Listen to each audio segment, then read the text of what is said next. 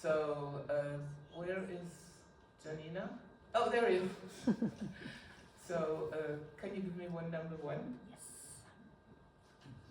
Yeah, so Hildegard Knef was called the greatest singer without a voice. And that was really, many headlines talked about this, and people just wondered. So she was born 100 years ago in Ulm. Although we always think she was from Berlin, but no, but she lived in Berlin, and that was her most important city.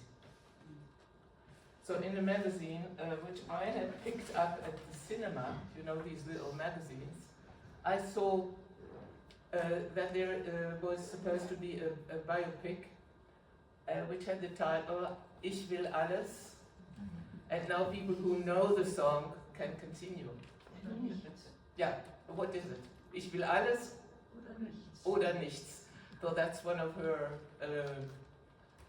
I would say, very important songs, and that was her feeling as well, because she would not do with little things.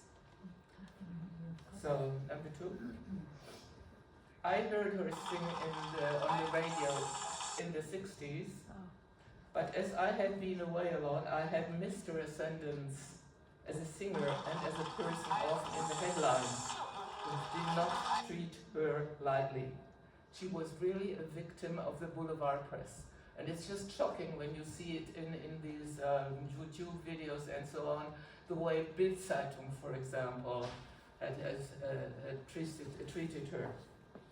But she had other talents than singing as well. She was a writer. She wrote, for example, her autobiography, Der geschenkte Gaul. The Germans know what it means, and the English in English I understand it's don't look the horse in the mouth. That means der geschenkte Gaul, you have got something, but don't question it too much. And so this book was absolutely a bestseller, and not only in Germany, it was very, very popular in the United States.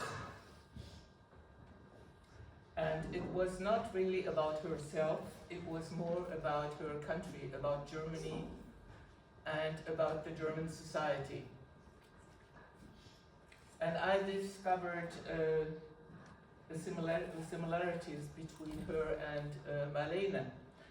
And despite the age difference of 25 years, Marlene was born in 1901.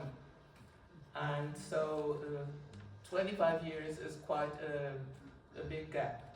But anyway, so how come two German, I need a slide number 4. Yes, Margareta, the video clip, because the sound comes only from here. Yeah, okay, then that's, So yeah, okay. I'd have to use a microphone so that everybody can hear. Yeah, okay.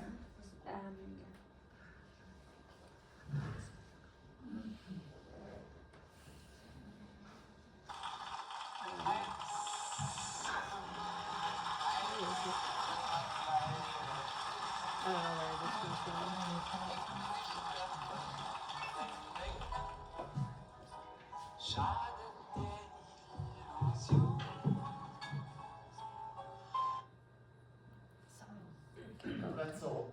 We have had really big problems with the videos because of the Wi-Fi down here is not so strong, so we could.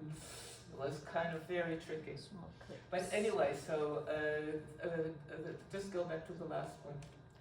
So this is number 4 now. Oh yeah, okay. Yes. Yeah, okay. How come two German actresses became famous for their singing? Neither Marlene nor Hildegard had a voice, said Ella Fitzgerald, so what? Marlene had shown her talent as an actress early in Germany with the famous movie The Blue Angel, where she sings, everybody knows this? Ich bin von Kopf bis Fuß auf Liebe eingestellt und sonst ist meine Welt. Gar nichts, sonst gar nichts. So, you know, you see, many people know the songs. They have become really mainstream. Then, after this success, she went to Hollywood with the German film director Josef von Sternberg, and she did many movies with him, and he really made her into a diva, with a D-I-V-A, really. And Marlene lived up to this style. And we have this 5 and 8, 5. Yeah, it's okay. There's some. Marlene had, she propelled herself as an independent woman in those days, so that was in the 30s maybe. She had married Rolf Siebers, a colleague, early in her career, but she had many love stories, really many very important love stories which were in the papers all the time. But she never divorced him, and he became her lifelong friend. He was the father of her daughter.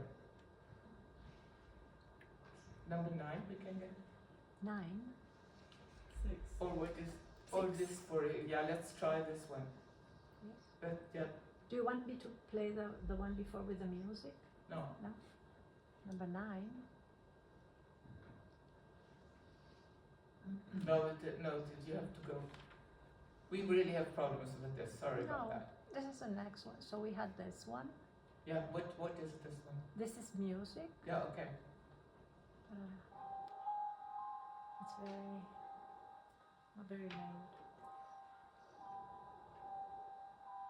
Because I think because you are using that. Ich bin von Kopf bis Fuß auf Liebe eingestellt, denn das ist meine Welt und sonst gar nichts.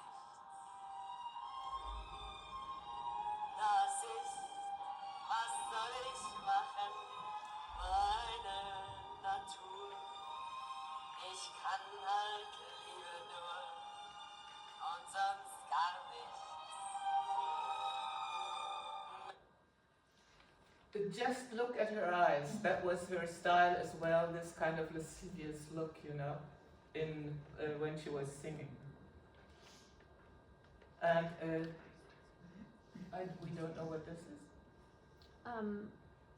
This is the next slide after the music clip. Yeah, should be a music clip as well. And then this is these are the book covers. Shall I continue to the next one? This was a teamwork, so These are the it was films. done in partly from the United States. Irene is she is in the United States, and so we haven't been able to rehearse the whole thing. But anyway, her independence, as that was very important in those years, was obvious in her love of fashion. So these were the movies she did. And you see, what has always impressed me is the way these big posters or billboards would appear in front of the cinemas. While nowadays it's much more discreet, you just see titles. But it must have been absolutely wonderful to be a painter in those days. Wow, you could really do the big thing. Maybe the next one. Yeah. So her independence was obvious in her love of fashion. She introduced the top hat and male clothing. She may be the only singer who gave her name to a pair of pants. Die Marlene Hose. You see it even, I checked it on the internet with the companies, Zalando or whatever. It still exists under this name. She was then approached because of her big success by the Nazis in Germany. And Joseph Goebbels put pressure on her to come back to Germany. She announced it was an indecent proposition. this moment, she took the American citizenship, and she joined the army with the entertainment corps and toured nearly every battlefield for 2 years. She met She met General Patton, for example, and she earned many medals and was awarded the Medal of Freedom. And all this, which upset the Germans in American army uniform. Hidegard did not have a good start as Marlene, who started with a big success. She was 19 when she wanted to become an actress, but Berlin was in ruins. So she went from home to the studio, the actor's studio, always being afraid of bombs. So that was the only thing. This home studio, and learning. And then she had, which was not unusual in those days, she had contacts with a Nazi, with a big Nazi, a businessman, Mr. von Domowski, which was held against her later on. They say, oh, she was a Nazi lover, you know, these kind of things. And then she met an American, Kurt Hirsch, who sustained her whole family with American survival food. And what was American survival food in those days? Not really gourmet, it was mostly cans, you know? But she married him but divorced him not much later. The German film industry in those days was recovering slowly. In 1947, Hidegard got a part in the first important German film, The Assassins Are Among Us, Die Mörder sind unter uns. It became famous internationally, and because of that, she got an invitation to Hollywood. And there she took up the American citizenship as well. But for 3 years, she did not get any offer. I mean, she was in Hollywood and waiting for a part or whatever. And she tried to understand this in saying maybe her nationality or former nationality still stuck to her. The studio directors didn't really, not yet propel her into or expose her to the critics. Anyway, so she was in Hollywood for 3 years. She even got her, it's called the Walk of Fame, I think. She got her hand already in the Walk of Fame, in the cement, but nothing happened. And when asked later on what she had done in Hollywood, she said, I learned English, and I learned how to open cans.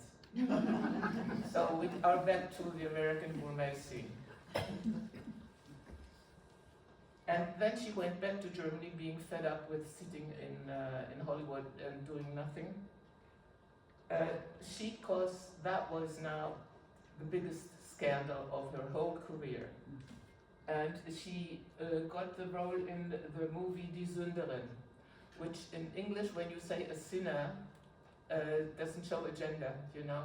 But in German, Die Sünderin, I mean, oh my God.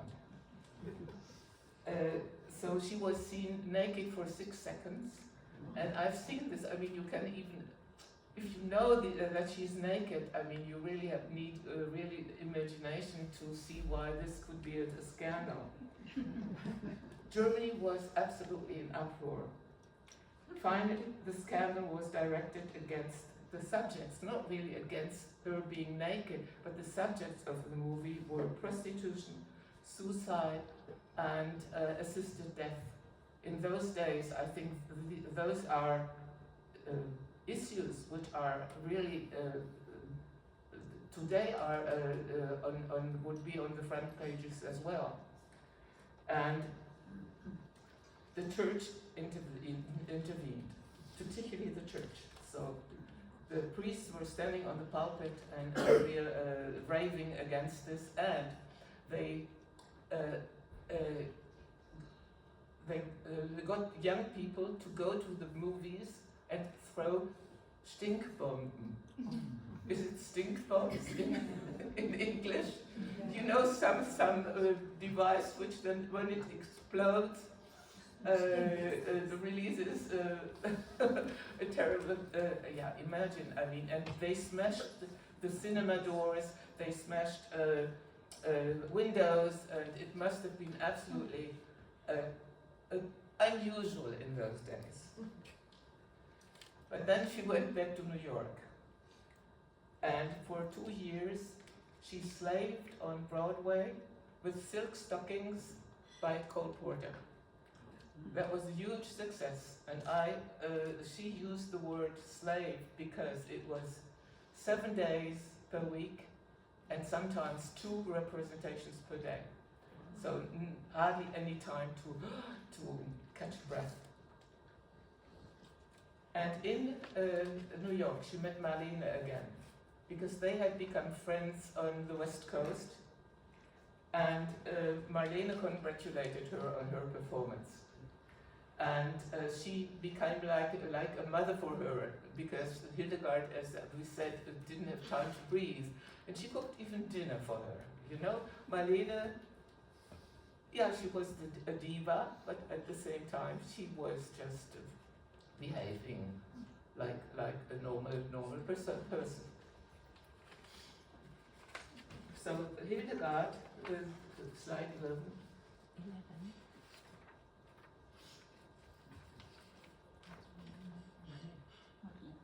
Hildegard slowly got recognition. She made many records and toured the concert halls.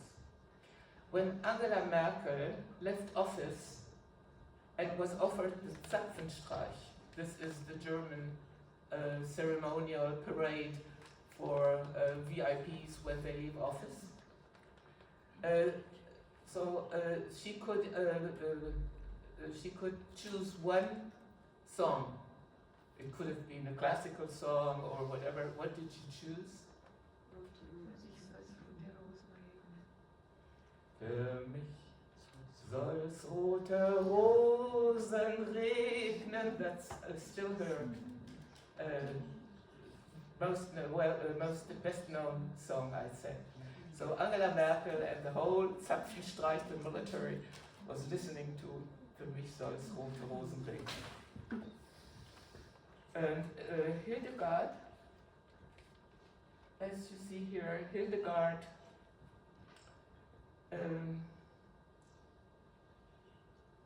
she sings a mixture of easy songs and chansons.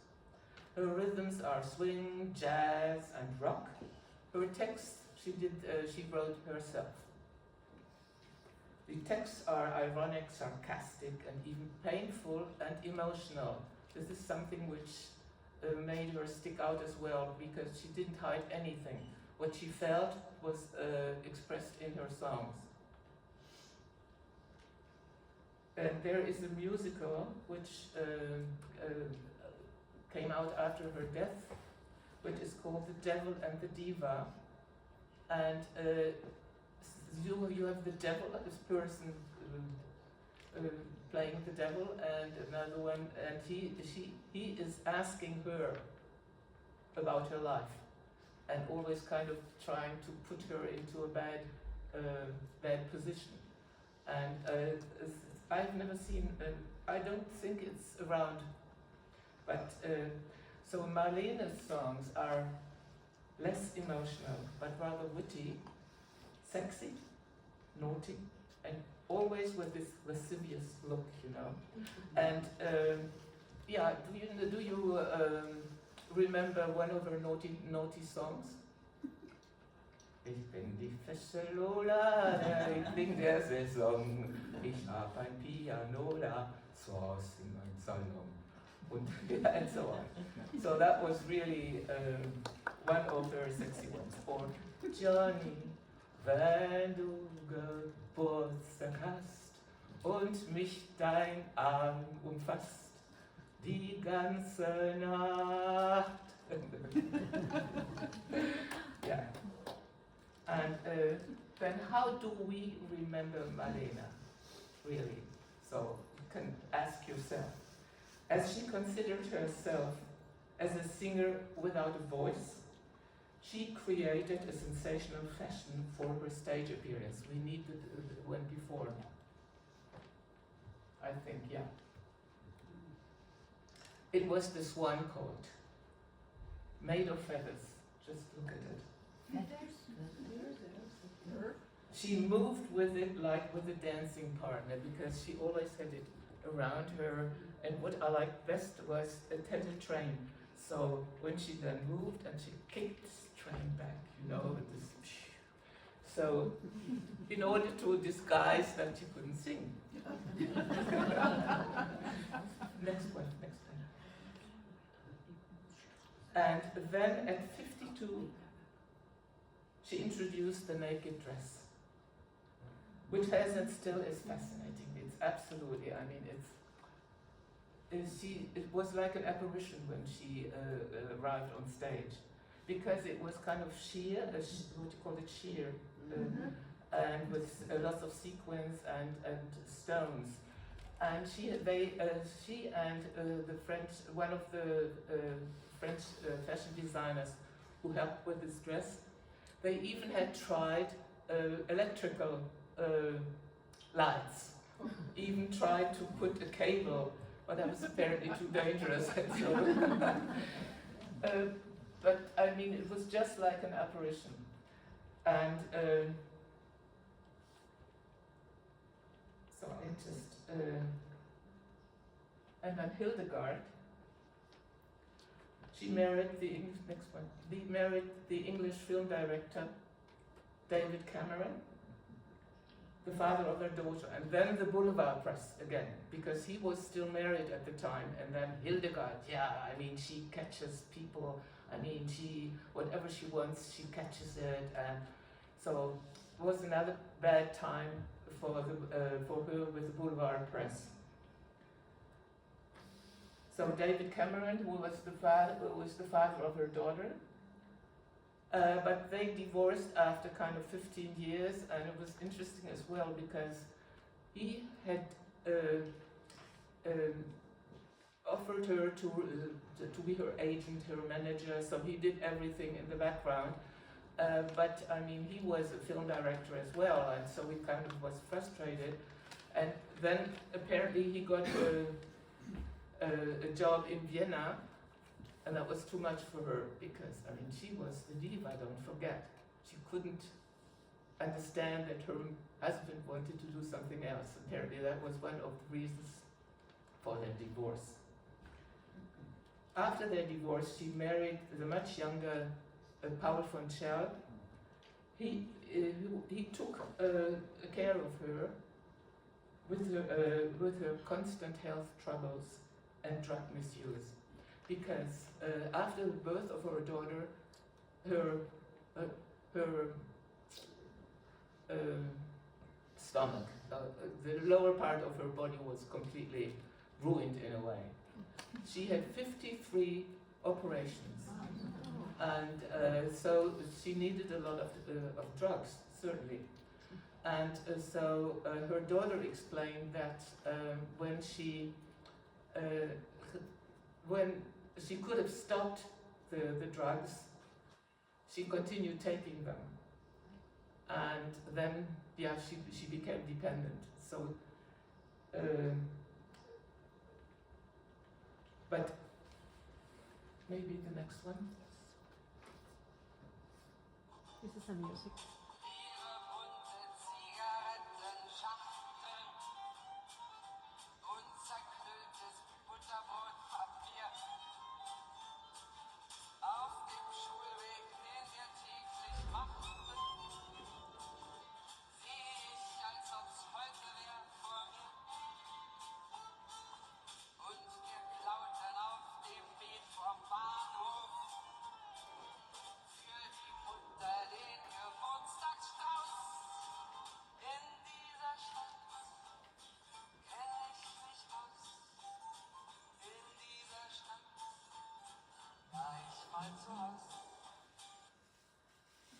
Yeah, that's interesting because I nearly forgot to mention the importance of Berlin in both lives.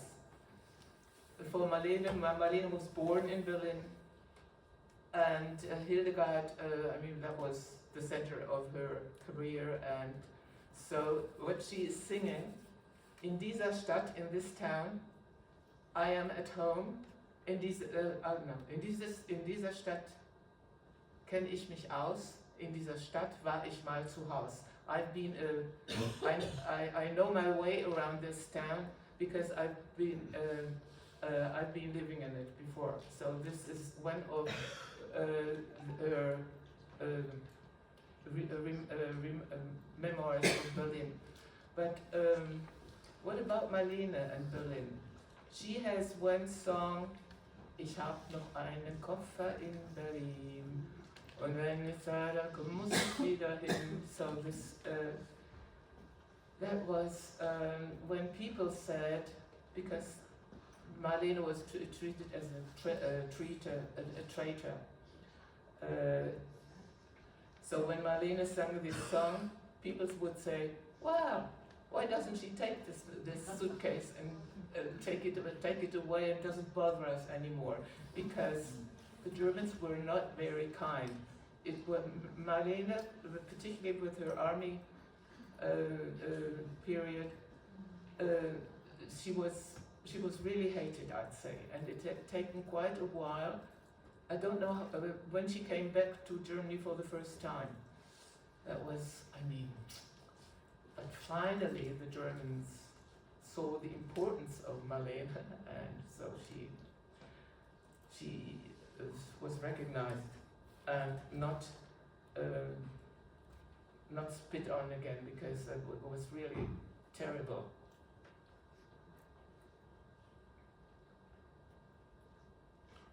Hildegard is honest in her songs and descriptions and shocks the German society. And you have listened maybe in this song to the way how she sings, that always like nearly like a soldier, you know. And that was her style, and no sweetness, as I said, there were no sweetness in the songs. Always kind of, look what I feel, you get it. So Hildegard is honest in her songs and descriptions and shocks the German society. She and Marlene were avoided still in the 60s, as both had changed their citizenship. Hildegard returned finally to her German citizenship. Marlene never did. And then maybe, can we have another one? Yeah, no, not yet. So, Marlene's demand of perfection. She was well known for her perfection in her stage appearances. She was appreciated very much by her colleagues because of her discipline, and she was quite an authority on the stage. So this perfection led her in 1976 to her last 13 years as a recluse in her apartment in Paris. She communicated only by telephone until her death, allowing only her daughter to see her. And there was another episode. Hildegard once was in Paris in a hotel opposite Marlene's apartment, and she had called Marlene, kind of asking her, "May I not come and see you?" No, not at all. But then Marlene appeared at her window and waved to Hildegard. Quite terrible. Hildegard continued to be in the public eye through interviews and talk shows. She died of a lung infection on December 28 in 2002. The whole of 2025 was in her memories, so 100 Jahre Hildegard Knef. But both singers who were so badly treated by the Germans, particularly in the 60s and early 70s, they became honorable tombs in Berlin. So they both are buried in honorable Ehrenbegräbnis. Yeah, maybe we can listen to that one. Yes. Wo sind sie geblieben? Sag mir, wo die Blumen sind. Was ist geschehen? Sag mir, wo die Blumen sind. Mädchen pflückten sie geschwind. Wann wird man je verstehen? Wann wird man je verstehen? Where have all the flowers gone? A big hit. Worldwide. Okay. So I thought this was interesting as well to see her stage appearance. Always the lady and the diva. So thank you for your attention.